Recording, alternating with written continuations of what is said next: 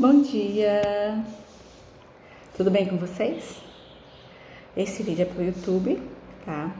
O que a gente vai falar nesse vídeo? A gente vai falar sobre por que Jesus não batizava, né? Ele andava na época que estava tendo batismo, ele mesmo foi batizado por João Batista. Porém, Jesus Cristo não batizava, ele não batizou ninguém. A gente pode ver aqui, ó, em João 4, que diz assim, ó: e quando o Senhor veio a saber que os fariseus tinham ouvido que Jesus fazia e batizava mais discípulos do que João. Aqui diz que Jesus batizava. João 4, versículo 1. Ainda no 2, que Jesus mesmo não batizava, mas os seus discípulos batizavam. E aí agora, vocês sabem por quê? Por que será que Jesus mesmo não batizava o povo? Tu tem essa resposta no capítulo 3 de João. Outro testemunho de João Batista. Aqui aconteceu uma discussão entre um discípulo de João Batista e um judeu. Eles estavam discutindo sobre a purificação. O que seria essa purificação? É o ato de imersão, ou seja, o batismo, né, de imersão na água.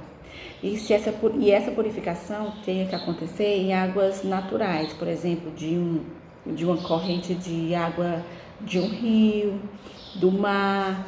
Tinha que ser algo natural. E quanto mais limpo, quanto mais puro, melhor.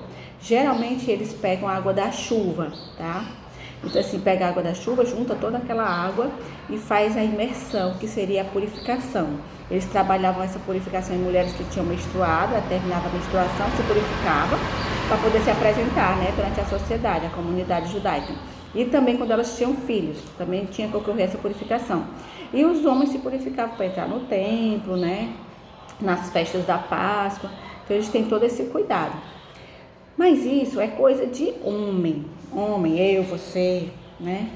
Jesus é o cara, Jesus é o Espírito, né? Jesus é Deus. Então, por que Jesus mesmo não fazia essa purificação?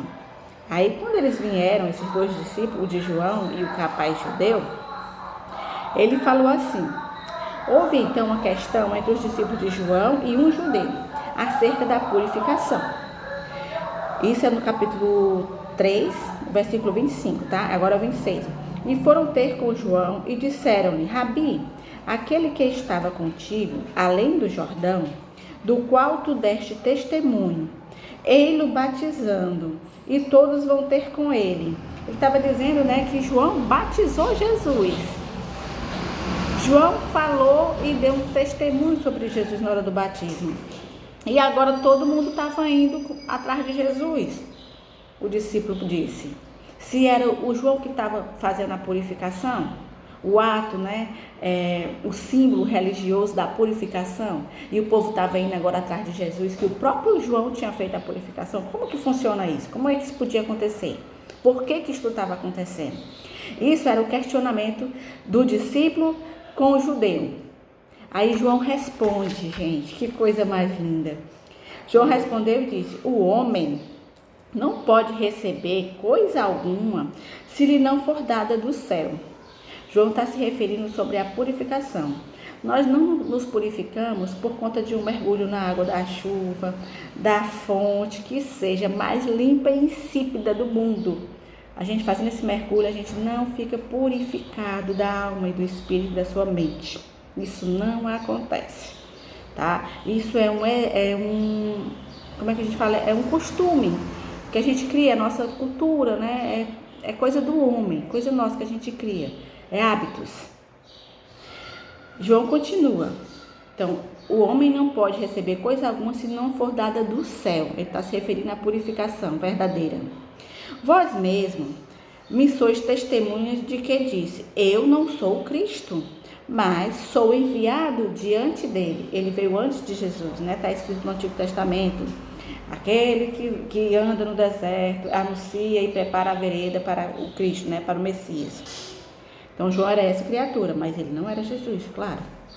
E ele está dizendo isso. Aquele que tem a esposa é o esposo. Está falando novamente de Jesus Cristo. Mas o amigo que é ele, o amigo do esposo, que ele assiste e o ouve, alegra-se muito com a voz do esposo. Assim, pois, essa minha alegria está cumprida. Ele está falando do Messias, do Senhor Jesus. E ele não estava triste porque os discípulos, as pessoas estavam seguindo Jesus agora, e não mais ele. Aí ele diz mais: é necessário que ele cresça e que eu diminua. Aquele que vem de cima é sobre todos, Jesus.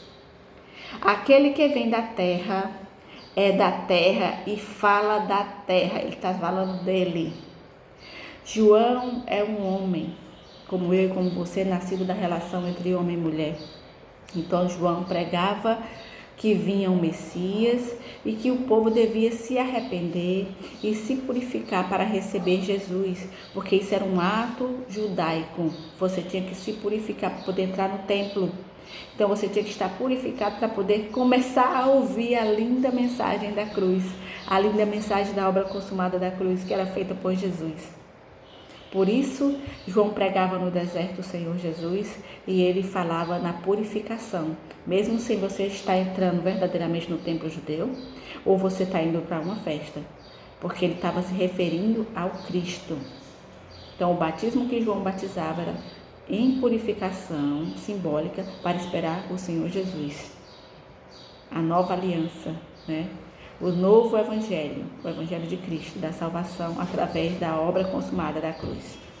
Nova aliança.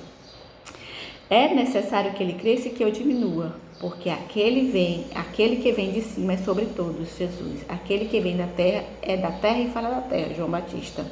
Aquele que vem do céu é sobre todos.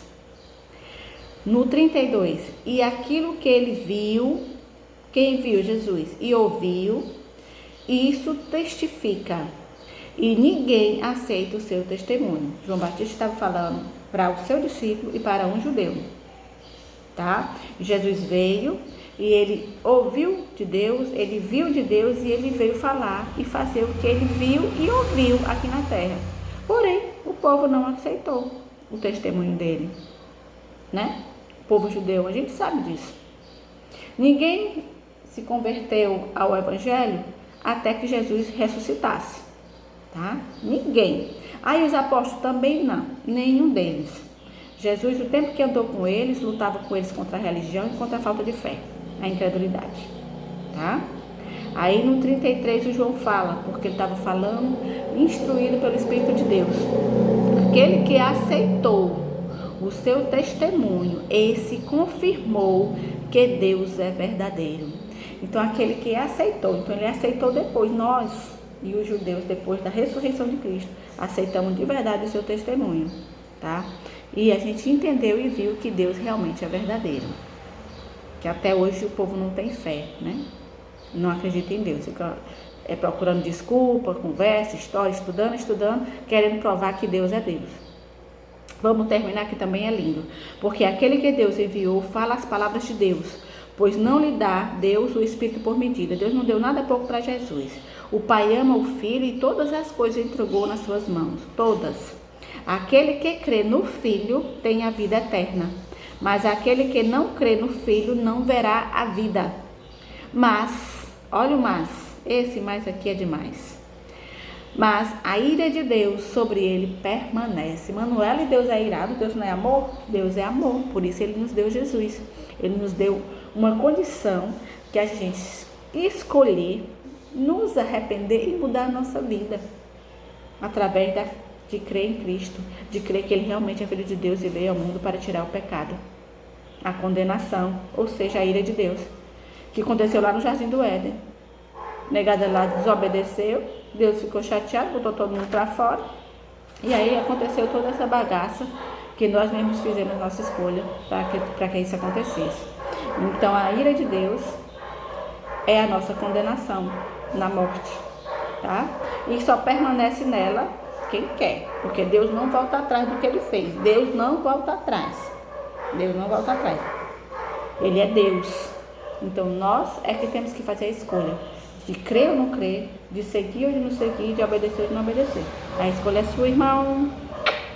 Um abraço e beijo para vocês.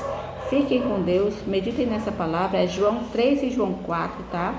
Do 22 ao 36 e eu li 2 versículos do 4, o 1 até o 3º, para que vocês entendessem o que está acontecendo, tá bom?